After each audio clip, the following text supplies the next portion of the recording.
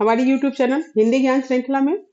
जैसा कि हम लोग इस समय यूपी टेट और सीटेट के पाठ्यक्रम को विस्तृत रूप से लेकर चल रहे हैं, इस क्रम में अभी तक का जो भी पॉइंट था उसमें से हम लोग विचार किए, उसमें था संज्ञा एवं संज्ञा के भेद, सर्वनाम एवं सर्वनाम के भेद, विशेषण एवं विशेषण के भेद, क्रिया एवं क्रिया के भेद, इसी के साथ वाच्य, कृतिवाच्य, कर्मवाच्य और भाववाच्य पे विशेष रूप से हम लोग चर्चा कर चुके हैं।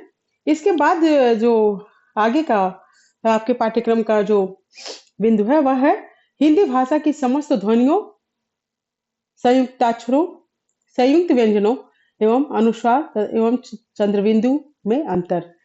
इस पॉइंट पे वीडियो बनाने से पहले मुझे ये लगा कि आप लोगों को सबसे पहले हिंदी व्याकरण की उत्पत्ति के बारे में बताएं और व्याकरण की उत्पत्ति कहाँ से हुई, उसके बाद हिंदी व्याकरण की उत्पत्ति कैसे हुई, इस विषय पे बताना था। तो इसके लिए इसके पहले आज के पहले जो वीडियो आया था आप लोग के सामने वह ध्वनियों वह जो था वह व्याकरण की उत्पत्ति और हिंदी व्याकरण की उत्पत्ति पे था। आज का जो विषय है, इसके बाद मुझे लगा कि ध्वनियों के वर्गीकरण पे आने से पहले या ध्वनियों की उत्पत्ति को जानने से पहले व्याकरण की उत्पत्ति जाना जाए, इसके लिए हम लोग उस पर विचार किए थे। अब आज का जो विषय है वह है आप लोग का हिंदी भाषा की समस्त ध्वनियां।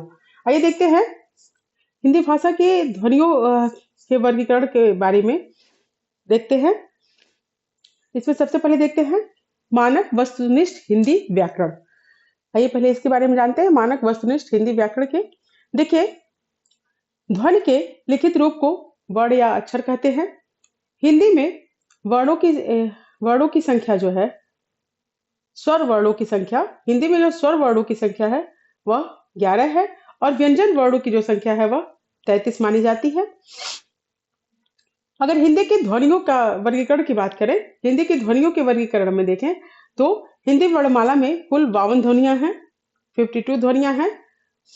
वस्तुतः जो वर्णमाला में ध्वनियों की संख्या को लेकर जो है वह काफी विवाद का ये विषय है। कुछ लोग 52 ध्वनियों को मानते हैं और कुछ लोग 43 ध्वनियों को मानते हैं, जिसमें कामता प्रसाद गुरु का मानना है कि वर्णों की संख्या 43 है। लेकिन कुल मिलाकर के अगर देखा जाए तो मानक हिंदी में जो है वह वर्णमाला में कुल 52 ध्वनियों को स्वीकार किया गया है। कभी कभी यह प्रश्न बन जाता है, इसके लिए हमने बताया आपको कि कामता प्रसाद गुरु ने 43 वर्णों को माना है, क्योंकि हायर एजुकेशन में इसी प्रकार के प्रश्न आते हैं, इसलिए हमने आपको बताया कि कामता प्रसाद गुरु ने जो स्वीकार किया वह 43 वर्ण है। वैसे तो हिंदी वर्णमाला में अगर मानक ध्वनियों की बात करें तो उसमें 52 ध्वनियां मानी गई हैं। आइए देखते हैं मानक वर्णमाला जो है उसमें स्वर को अगर देखें तो स्वर जो है वह 11 है, अ से लेकर के अ तक। इसी के साथ अगर व्यंजन ध्वनियों की बात करें तो व्यंजन ध्वनियां जो है वह 33 हैं, क से लेकर के ह तक। क से ह तक की जो ध्वनियां हैं वह व्यंजन है। इसके बाद देखिए संयुक्त व्यंजन की अगर चर्चा करें तो संयुक्त व्यंजन में छ, त्र, ज्ञ, स्र है, 4 वर्ण है इसमें। अयोगवाह की अगर बात करें तो अंग और अह जो है, अंग अनुस्वार और अह जो है वह विसर्ग, ये 2 वर्ण जो है वह अयोगवाह है। इसी के साथ अन्य वर्ण या द्विगुण व्यंजन भी कह सकते हैं। अन्य वर्ण में जो है ड़ और ढ़ है, ड़ और ढ़ ध्वनियां जो है वह द्विगुण व्यंजन है। देखिए अनुस्वार जो अंग है, अंग नहीं अंग जो है, अनुस्वार अंग तथा विसर्ग अह का स्वर और व्यंजन के साथ योग न होने के कारण इन ध्वनियों को अयोगवाह कहते हैं। किशोरीदास वाजपेयी का मानना है कि अयोगवाह जो है वह स्वर के ही अनंतर आते हैं। कहने का तात्पर्य यह है कि अयोगवाह जो है वह उनकी जो स्थिति है वर्णमाला में वह स्वर के बाद और व्यंजन के ठीक पहले है। वो जो दो ध्वनियां हैं उन्हें अयोगवाह कहते हैं, अंग और अह को। आइए देखते हैं स्वरों के वर्गीकरण पर अगर चर्चा करें तो उच्चारण स्थान, मात्रा तथा जीभ की स्थिति, इसी के साथ मुख विवर, ओष्ठ की स्थिति, इस आधार पर स्वरों का जो वर्गीकरण है, आइए उस पर आगे विचार करते हैं। देखिए, इसमें हम देखेंगे स्वर, देखेंगे, फिर उच्चारण, फिर मात्रा और जीभ की स्थिति, इसके बाद मुख विवर और ओष्ठ की स्थिति क्या होती है इनके उच्चारण में, इसके आधार पर वर्गीकरण करेंगे स्वरों का। देखिए, अ स्वर को अगर देखें तो इसका उच्चारण जो है वह कंठ से होता है, इसकी मात्रा ह्रस्व है और जीभ की स्थिति इसमें मध्य होती है। मुख विवर अर्धविवृत होता है और ओष्ठ की स्थिति जो है वह उदासीन रहती है। इसी के साथ अगर आ ध्वनि की बात करें, आ स्वर जो है, आ स्वर की बात करें अगर, तो इसका उच्चारण भी कंठ से होता है, इसकी मात्रा जो है वह दीर्घ है और जीभ की स्थिति पश्च है। मुख विवर जो है वह विवृत है और ओठ की स्थिति जो है वह अवृत्ति मुखी है।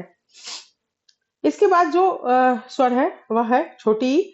छोटी ई का उच्चारण जो है वह तालव्य है, इसकी मात्रा ह्रस्व है और ये जीभ की अग्र, इसकी जीभ की स्थिति जो होती है वो जीभ की अग्रभाग है। इसका मुख विवर जो है इसमें अर्ध संवृत है और ओष्ठ की स्थिति अवृत्त मुखी है। इसके बाद अगर बड़ी ई की बात करें, बड़ी ई जो स्वर है उसका उच्चारण जो है वो तालव्य है, मात्रा दीर्घ है, जीभ की स्थिति अग्र है, मुख विवर संवृत है और यह ओठ की स्थिति जो है वह अवृत्त मुखी है। इसके बाद देखते हैं छोटा ऊ स्वर को देखें अगर, तो छोटा ऊ की स्थिति जो है वह उच्चारण स्थान इसका देखा जाए तो ओष्ठ है, मात्रा इसकी ह्रस्व है, इसके साथ ही जीभ की स्थिति जो है वो पश्च भाग है और मुख विवर जो है वह अर्ध संवृत है और ओठ की स्थिति वृत्त मुखी है। इसके बाद अगर स्वर जो है उसमें बड़ा ऊ की बात करें तो बड़ा ऊ जो है उसका उच्चारण स्थान ओष्ठ है, मात्रा इसकी दीर्घ है, जीभ की स्थिति पश्च है, मुख विवर संवृत है और ओठ की स्थिति वृत्त मुखी है। इसके बाद ए स्वर को अगर देखें तो ये स्वर का जो उच्चारण स्थान है वह कंठ तालव्य है, इसकी मात्रा दीर्घ है, जीभ की स्थिति इसमें देखें तो जीभ के अग्रभाग है। इसके बाद अगर मुख विवर की बात करें तो वह अर्ध विवृत है और ओठ की स्थिति की बात करें तो अवृत्त मुखी है। इसके बाद अगर हम लोग अ स्वर की बात करें तो अ स्वर जो है उसका उच्चारण स्थान कंठ तालव्य है, मात्रा दीर्घ है, जीभ की स्थिति अग्र है, मुख विवर जो है वह विवृत है और ओठ की स्थिति अवृत्त मुखी है। इसके बाद अगर औ स्वर की बात करें तो ओ स्वर जो है, ओ स्वर की बात करें, है के बाद ओ स्वर की अगर बात करें हम लोग तो ओ स्वर जो है वो कंठोष्ठ है, उच्चारण स्थान मात्रा दीर्घ है, जीभ की स्थिति पश्च है और मुख विवर अर्धविवृत है और ओठ की स्थिति वृत्त मुखी है। इसके बाद अगर अंतिम और 11वें स्वर की बात करें तो वो औ है। औ की स्थिति जो देखें उच्चारण स्थान में वह कंठोष्ठ है, मात्रा दीर्घ है, जीभ की स्थिति पश्च है, मुख विवर जो है वह विवृत है और ओठ की स्थिति जो है वह वृत्त मुखी है। यह था वर्गीकरण जो है वह उच्चारण स्थान, जीभ, मात्रा और इसी के साथ मुख विवर और ओठ की स्थिति के अनुसार जो वर्गीकरण था स्वरों का वह आप लोग के सामने हमने रखा। इस जो ये वर्गीकरण है इस पर आप लोग विशेष रूप से ध्यान दीजिएगा क्योंकि कई बार पूछ लेता है, ऐसे भी प्रश्न बन सकते हैं कि अ का उच्चारण स्थान क्या है या ए ऐ औ किसी भी 11 स्वर में से किसी भी एक का या तो उच्चारण स्थान पूछ सकता है, क्या मात्रा कौन सी है वह पूछ सकता है, या जीभ की स्थिति या मुख विवर की स्थिति क्या होती है उसके उच्चारण में, या ओठ की स्थिति क्या होती है उसके उच्चारण में। इस प्रकार के भी बहुत सारे प्रश्न जो है उच्चतर शिक्षा सेवा चयन बोर्ड में पूछे जाते हैं। इसी के साथ जो भी हायर एजुकेशन की परीक्षाएं होती हैं उसमें इसी प्रकार के प्रश्न आते हैं। तो इसको आप लोग बहुत ध्यानपूर्वक सुनिएगा कि इसका ये उच्चारण स्थान और इसका जो मात्रा है, जीभ की स्थिति और मुख की स्थिति क्या है इसके उच्चारण में। देखिए, जो स्वर ध्वनियां हैं उसके उच्चारण में, स्वर ध्वनियों के उच्चारण में जो है, हवा जो है अबाध गति से मुख विवर से निकलती है। इसकी विशेषताओं के बारे में अगर चर्चा करें तो स्वर जो है वह स्वतंत्र उच्चारण किया जाता है। स्वरों का सभी स्वर अक्षरिक होते हैं। सभी स्वर जो है वह अल्प प्राण होते हैं और सभी स्वर जो है घोष वर्ण के होते हैं। सभी स्वर घोष वर्ण होते हैं।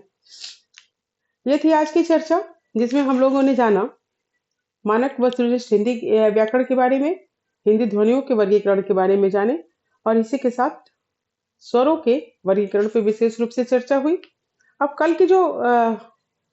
कल का जो विषय होगा अगले वीडियो का, देखिए अभी जो ये है आप लोगों का वर्णों का वर्गीकरण, या इसको देखेंगे, जो आप लोग का ये पॉइंट है वो बहुत ही विस्तृत है। हिंदी भाषा की समस्त ध्वनियों, संयुक्ताक्षरों या संयुक्त व्यंजनों का अनुस्वार एवं चंद्रबिंदु में अंतर, ये जो पॉइंट है ये बहुत ही विस्तृत है।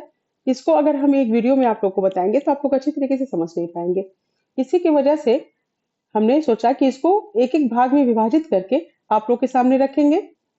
इस क्रम में आज का जो ये विषय था, इसमें हम लोगों ने जाना हिंदी ध्वनियों का वर्गीकरण, मानक वस्तुनिष्ठ हिंदी व्याकरण, हिंदी ध्वनियों का वर्गीकरण, वर्ण विचार, और हिंदी वर्णमाला में कुल 52 वर्ण है, और मानक हिंदी वर्णमाला में स्वर अ से अ तक है, और व्यंजन ध्वनिया जो है वह क से ह तक है।